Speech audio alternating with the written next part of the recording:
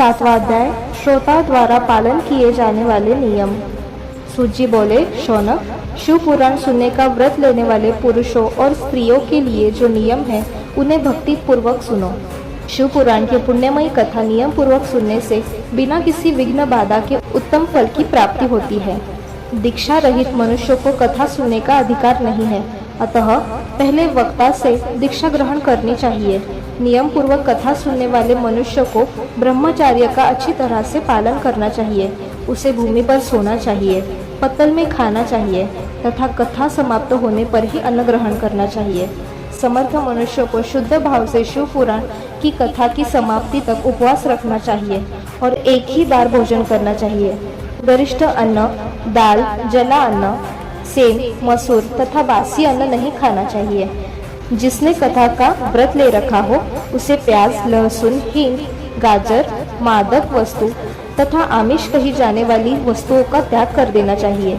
ऐसा मनुष्य प्रतिदिन सत्य, शौच, दया, मौन, सरलता, विनय तथा हार्दिक उदारता आदि सद्गुणों को अपनाए तथा साधु संतों की निंदा का त्याग कर नियम पूर्वक कथा सुने। सकाम मनुष्य इस कथा के प्रभाव से अपनी अभीष्ट कामना प्राप्त करता है और निष्काम मोक्ष प्राप्त करता है। सभी स्त्री पुरुषों को विधि विधान से शिव पुराण की उत्तम कथा को सुनना चाहिए। महर्षि, शिव पुराण की समाप्ति पर श्रोताओं को भक्ति पूर्वक भगवान शिव की पूजा की तरह पुराण पुस्तक की पूजा भी करनी चाहिए तथा इसके पश्चात विधि पूर्वक वक्ता का भी पूजन करना चाहिए। पुस्तक को रखने के लिए नया और सुंदर बस्ता बनाएं। पुस्तक व वक्ता की पूजा के उपरांत वक्ता की सहायता हेतु बुलाए गए पंडित का भी सत्कार करना चाहिए।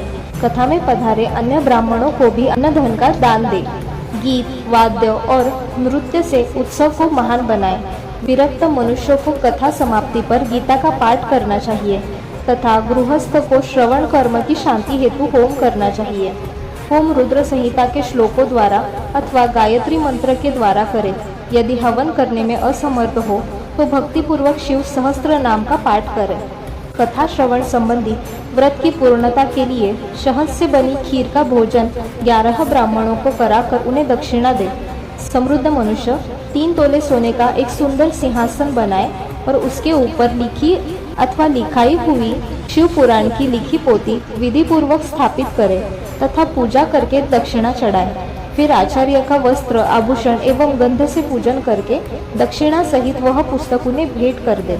शौनक, इस पुराण के दान के प्रभाव से भगवान शिव का अनुग्रह पाकर मनुष्य भव बंधन से मुक्त हो जाता है।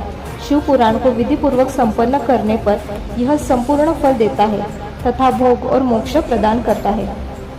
मुने, शिव पुराण का सारा महात्म्य जो संपूर्ण फल देने वाला है मैंने तुम्हें सुना दिया है। अब आप और क्या सुनना चाहते हो? श्रीमान, शिव पुराण सभी पुराणों के माथे का तिलक है। जो मनुष्य सदा भगवान शिव का ध्यान करते हैं, जिनकी वाणी शिव के गुणों की स्तुति करती है और जिनके दोनों कान उनकी कथा सुनते हैं, उनका जीवन सफल हो जाता है। वे संसार सागर से पार हो जाते हैं। ऐसे लोग इहलोक और परलोक में सदा सुखी रहते हैं। भगवान शिव के सच्चिदानंदमय स्वरूप का स्पर्श पाकर ही समस्त प्रकार के कष्टों का निवारण हो जाता है। उनकी महिमा जगत के बाहर और भीतर दोनों जगह विद्यमान है। उन अनंत आनंद रूप परम शिव की मैं शरण लेता हूँ।